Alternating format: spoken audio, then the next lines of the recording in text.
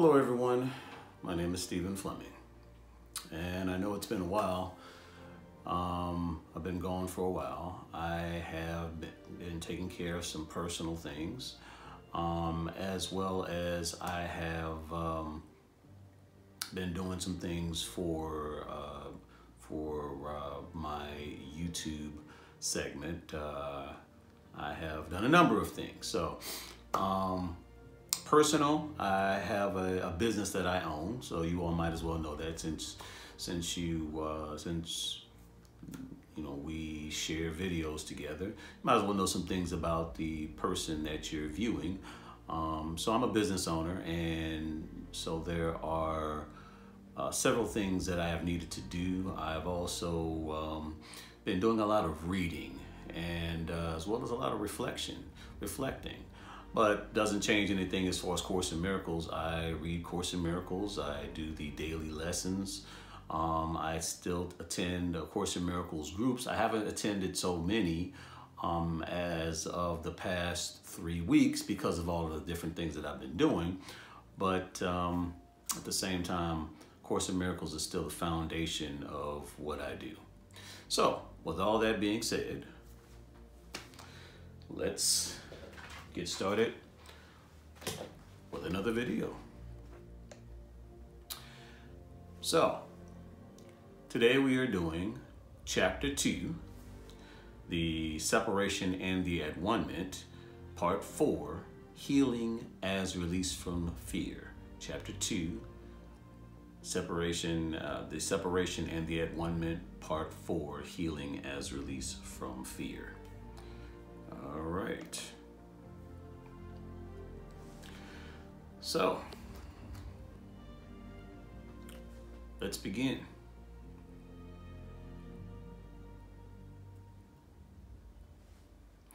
Our emphasis is now on healing. The miracle is the means. The at-one-ment is the principle, and healing is the result. To speak of a miracle of healing is to combine two orders of reality inappropriately. Healing is not a miracle. The at-one-ment, or the final miracle, is a remedy, and any type of healing is result. The kind of error to which at-one-ment is applied is irrelevant. All healing is essentially the release from fear. To undertake this, you cannot be fearful yourself. You do not understand healing because of your own fear. So, under normal, what I used to do is I would go ahead and read the entire text, and then I would break it down paragraph by paragraph. I'm not going to do that anymore. I'm just going to break it down paragraph by paragraph and then give a summary. So I'm going to do that from here on out just to save time. So basically, where it's talking about all healing is essentially the release from fear. Well, A Course in Miracles teaches that the body develops illness as the mind suffers from level confusion. The body develops illness as the mind attempts to seek outside of itself, or for remedies and answers, or things that it desires, where the mind attempts to look outside of itself. Basically, all sickness is outside searching. Remember, God has given us everything. We were already given everything upon our creation. So when we are searching for things that we perceive we do not have, that is the causality of all sickness that is then developed by the body, which is a teaching device, which is it is a learning device. So I have a saying that that I like to do, and I'll mention that in just a minute. One way to offset that, because we are all fearful about something. We're all fearful about something, or else we would not be here. So a way to offset that is with forgiveness. If you recognize what it is that you are fearful of, then forgiveness is definitely on the menu, brothers and sisters. Forgiveness will set you free. Let forgiveness be the replacement for fear. That is mentioned in the Course in Miracles. Okay? So let forgiveness be the replacement for fear. So if there's something that you are fearful about, forgiveness is the answer. Paragraph 2. A major step in the at-one-ment plan is to undo error at all levels. Sickness, or not right-mindedness, is the result of level confusion, because it always entails the belief that what is amiss on one level can adversely affect another. We have referred to miracles as the means of correcting level confusion, for all mistakes must be corrected at the level on which they occur. Only the mind is capable of error. The body can act wrongly only when it is responding to misthought. The body cannot create, and the belief that it can, a fundamental error, produces all physical symptoms. Physical illness represents a belief in magic. The whole distortion that made magic rests on the belief that there is a creative ability in matter, which the mind cannot control. This error can take two forms. It can be believed that the mind can miscreate in the body, or that the body can miscreate in the mind. When it is understood that the mind, the only level of creation, cannot create beyond itself, neither type of confusion need occur. Okay, so that can confuse people. That paragraph there can confuse people. So let's speak a little bit about that paragraph. First, I want to say that the mind is infinite. So when I say the mind is infinite, there is nothing outside of the mind. That's how infinite and vast the mind is. Everything that you perceive is right there within the mind. You are connected to the mind of God, but everything that you perceive in this world, in this universe, you are perceiving in your own mind. We're not going to go into everything that is associated with that. If you're just now reading A Course in Miracles and just kind of getting on, just suspend any questions you may have, any thoughts of disbelief or anything like that, and just let the information flow to you. But all creation exists within the mind. Okay? So there is nothing outside of the mind. And so what it is saying in this last sentence, when it is understood that the mind, the only level of creation, cannot create beyond itself, neither type of confusion need occur. Well, on that part, it's basically saying, first of all, the body cannot miscreate. The body is not even capable of thought. But as far as the mind miscreating in the body, well, that the mind can miscreate. But when it says that the mind cannot create beyond itself, well, the mind is infinite, and so there is nothing beyond the mind. There is nothing outside of you. Outside of you, there is nothing. So you are that vast. And so if you ever have any questions, you can always email me at sfleming0227@gmail.com. If you have any questions about that, just email me at sfleming0227@gmail.com, and I'll be more than happy to answer any questions that you may have. But in the meanwhile, we're going to move on to paragraph 3. Only the mind can create because spirit has already been created, and the body is a learning device for the mind. Learning devices are not lessons in themselves. Their purpose is merely to facilitate learning.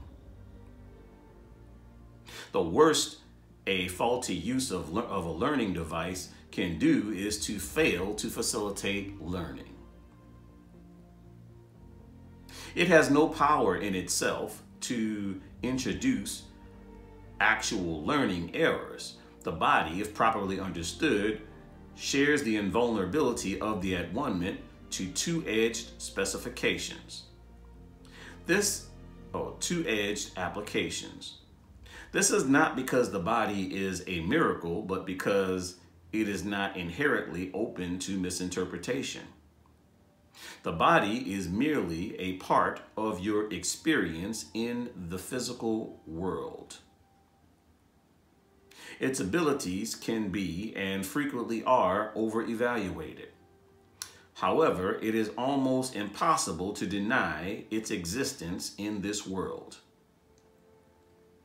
Those who do so are engaging in a particularly unworthy form of denial. The term unworthy here implies only that it is not necessary to protect the mind by denying the unmindful.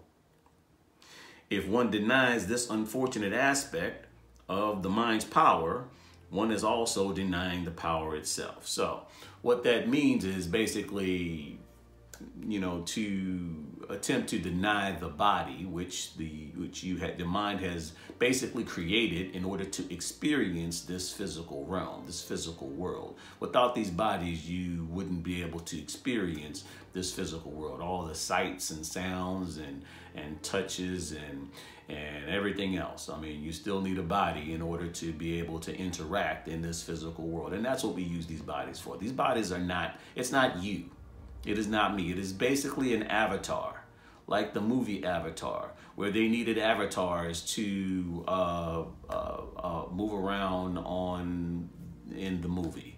The people were safe and sound in some sort of device that projected their mind into these bodies, and these bodies were not animate until the mind was actually in these bodies. And that's a good way to describe how these bodies, like this body here and the body that you're actually watching this video from, that's how our bodies work as well. Without the mind, as far as consciousness directing it, and without spirit animating it, the body would just collapse to the floor like a sack of bricks. It would just collapse. Without the mind as far as the thought, without the mind as far as consciousness directing it, and without spirit animating this body as well as your body would just fall to the floor. So, paragraph 3. Again, it's important to go over only the mind can create because spirit has already been created. Your spirit is eternal. Your mind is the only part of you that actually needs to relearn who it is. Your spirit is already there. Your spirit and soul are already just intact. They're not going anywhere, and they've already been created. The mind, however, needs to relearn, and that's why we're here. So only the mind can create. The body cannot create. The body is a learning device.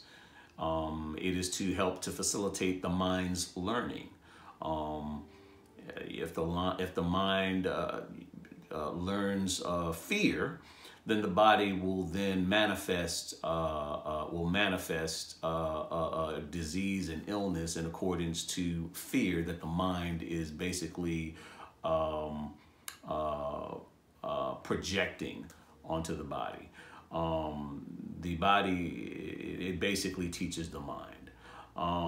When you see many people that are ill in hospitals and things of that nature, understand, brothers and sisters, that about over 90% of those cases are forgiveness related.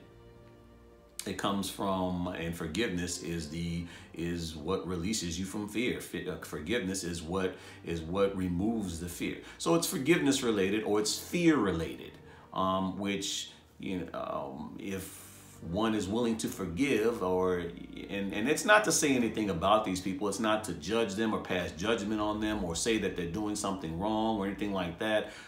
I'm just basically saying or explaining that over 90% of the illnesses of this world have to do with unforgiveness. Not forgiveness, but unforgiveness, or the non-removal of the fear that has been embedded, and the body just basically manifests just different types of disease. Let's continue. Paragraph 4. All material means that you accept as remedies for bodily ills are restatements of magic principles. This is the first step in believing that the body makes its own illness. It is a second misstep to attempt to heal it through non-creative agents. It does not follow, however, that the use of such agents for corrective purposes is evil. Sometimes the illness has a sufficiently strong hold over the mind to render a person temporarily inaccessible to the at-one-ment. In this case, it may be wise to utilize a compromise approach to mind and body, in which something from the outside is temporarily given healing belief. This is because the last thing that can help the non-right-minded or the sick is an increase in fear. They are already in a fear-weakened state. If they are prematurely exposed to a miracle, they may be precipitated into panic. This is likely to occur when upside-down perception has induced the belief that miracles are frightening. Okay. So, all material means that you accept as remedies for bodily ills are restatements of magic principles. So what that is actually saying is that blood pressure medicine, eye drops for glaucoma, cholesterol medicine, all these different things are basically, it's basically restatements of magic principles. It's non-creative agents that are used for healing that you have invested healing belief in. Now, it says further, however, that it does not follow, however, that the use of such agents for corrective purposes is evil, or however you want to interpret evil, non-productive. So it's saying it basically what it's saying is it's not bad, if you want to use the whole good and bad thing. Sometimes the illness has a sufficiently strong hold over the mind to render a person temporarily inaccessible to the at-one-ment. So, it's possible that this person could be just completely, a true believer in their illness. I met someone several years ago, and she was so invested in her illness. She referred to it as my disease. She was not open at the time to the possibilities of healing, to any possibilities of healing. So that when you have someone like that, this person is not going to want to hear anything about Course in Miracles. When you have someone that's suffering or dying, or their body is dying from, say, cancer, their body has manifested cancer. Yes, the bodily manifestations of disease, yes, it comes from fear and unforgiveness and things like that. People don't want to hear that, though. They don't want it, as far as practicality, for practicality purpose or practical purposes, people don't want to hear about the reasons why they may be ill. And I wouldn't suggest that you actually bring something like that up. And so what it's saying here is it's okay. It's saying it's okay to go ahead and use that blood pressure medicine. And as a matter of fact, so it's not saying, so hold off on throwing away the blood pressure and cholesterol medicine. Hold off on throwing away the heart murmur medicine and any other type of medicine that you may be taking to remain healthy or keep the body that you're using healthy. Hold off on throwing that away because it's saying basically that it's okay. That if you are not ready for the woman, it's okay. Go ahead and use your medicine. Go ahead and use your blood pressure medicine. Go ahead and use your medicine to assist you in any way that you need assistance. So, and it's saying basically that a miracle, if someone were to perform a miracle on someone, which really a miracle really requires two minds and a willing person. But let's just say hypothetically someone were to perform a miracle and someone who wasn't ready for that type of miracle received that type of miracle, it's saying basically they could become very frightened at that point. The entire world would be upside down, because when you have a situation where you believe completely in one way of thinking, and then you're suddenly propelled or thrust into another way of thinking, and all of a sudden your illness, which you may have gotten a lot of sympathy, there may be you may actually be emotionally tied to this illness, and for somebody to come along and tell you that, hey, it's all cleared up, now what do you do? I mean, that's the way some people think. So, you just have to honor everyone on their journey. Whatever journey they're on, you just honor them on their journey. You can see the light, you can see the healing, you can see the healing of their mind within you. You can use charity by perceiving the perfection in them. But at the same time, I would not probably tell them about, hey, this is a result of this or that, and that we can try to work on a miracle. I probably wouldn't do that, but at the same time, I can't tell you what to do. All right, so let's move on to paragraph 5.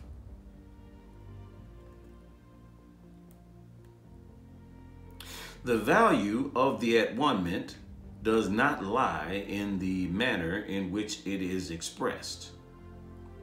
In fact, if it is used truly, it will inevitably be expressed in whatever way is most helpful to the receiver.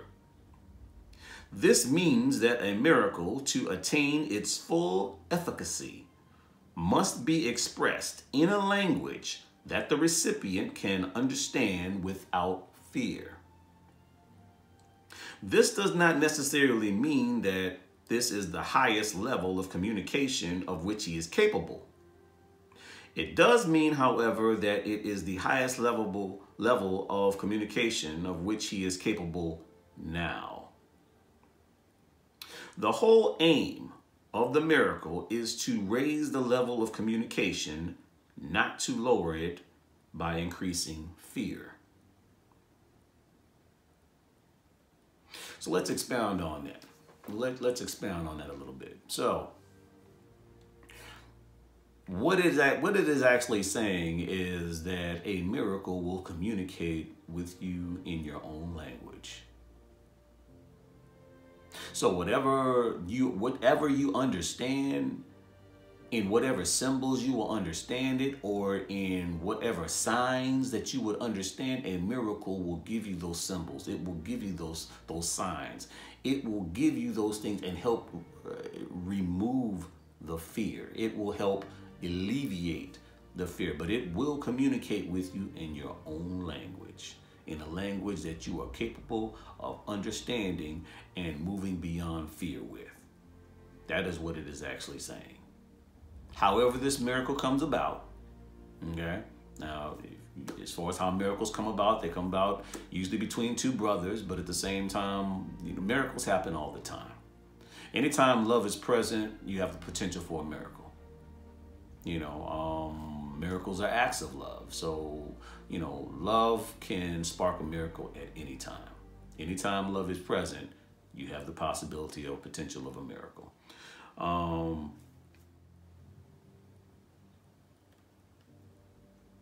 So we talk a lot about fear. And what does fear actually come from?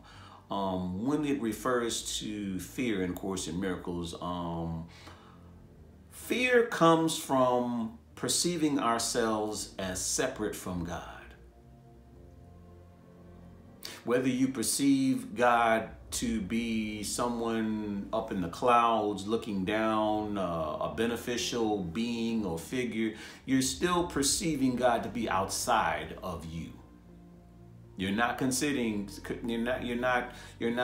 perceiving God to be a part of you and you being a part of God, where there's no separation. When you're perceiving God to be somewhere out there, that is exactly what it means by separation. God is not somewhere out there. God is not looking down. God is here within us. God is here. God is everywhere. But make no mistake, God is here. And God is, if you point to yourself, God is there.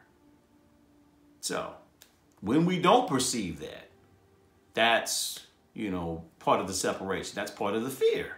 That's part of the fear. So, I read I also want to read what Pathways of Light, which is an organization that is dedicated to A Course in Miracles. I want to read what they have to say about fear. So, how are we released from fear? All release from fear is the release from mistaken thinking, stemming from the desire to experience independence from God. We are released from fear as we are willing to let go of thinking we are separate from God. As we let go of what is not true, our mind is healed. In truth, we are eternal spirit. We are formless love in one. We are a formless love in one individual, or in one undivided whole. So I'm going to repeat that again. In truth, we are eternal spirit. We are formless love in one undivided whole. So I like that. I like that. And we have Pathways of Light Ministries to thank for that little piece. So I also want to talk about my experience as far as in healing. I was several years ago, or back in about 2009, 2008 or 2000, I believe it was 2009, I was diagnosed with glaucoma. And so in order to, which is an eye degenerative disease, in order to avoid losing sight, then it is required it was prescribed to me to begin taking eye drops. Well, I've been taking eye drops for years. And as I began reading A Course in Miracles, I remember reading this part, this section. And, everything that I've experienced in A Course in Miracles has been true. everything has been true. Everything that Master Teacher Jesus was talking about has been completely and utterly true for me. So I began to question this, but I began to question whether I should just go ahead and put down the eye drops and just, as far as just release the fear, and, perhaps I would no longer need the eye drops. Well, I'm going to tell you how that worked out. So I didn't stop the eye drops completely. Okay. I began to lessen my dosage. I began to take drops, maybe every other day. Then sometimes several days will go by, and then I'll take drops and things like that. But I noticed that I wouldn't feel, my eyes didn't feel the same. When I first started taking eye drops back in like 2009, I could feel like a certain pressure behind my eyes. I could feel it. It was like, it's difficult to describe, but I could feel it. It felt like there was pressure behind my eyeballs, and I could feel it. So just fast forwarding to 2018, as I began to experiment with not taking my drops, I noticed that pressure, that feeling of pressure behind my eyeballs, it didn't come back.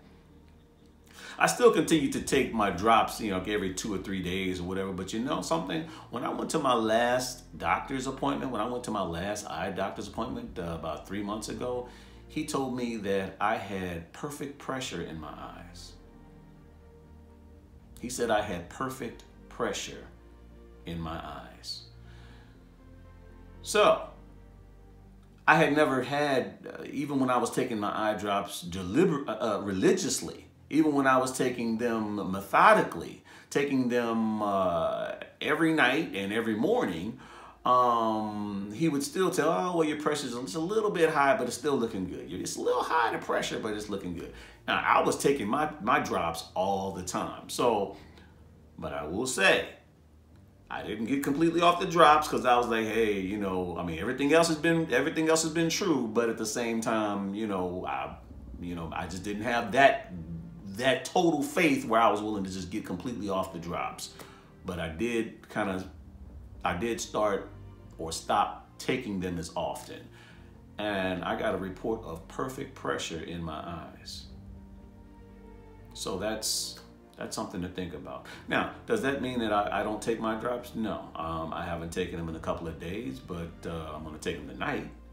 So I'm still taking them, but at the same time, I'm just observing the results. And I got a report of having perfect pressure in my eyes, not taking my eye drops every day religiously since I have been reading A Course in Miracles. So anyhow, I wanted to share that with everyone, with my viewers. So again, this is Stephen Fleming. And again, this is another episode of A Course in Miracles. And today we just finished reading Chapter 2, Part 4, Healing as Release from Fear.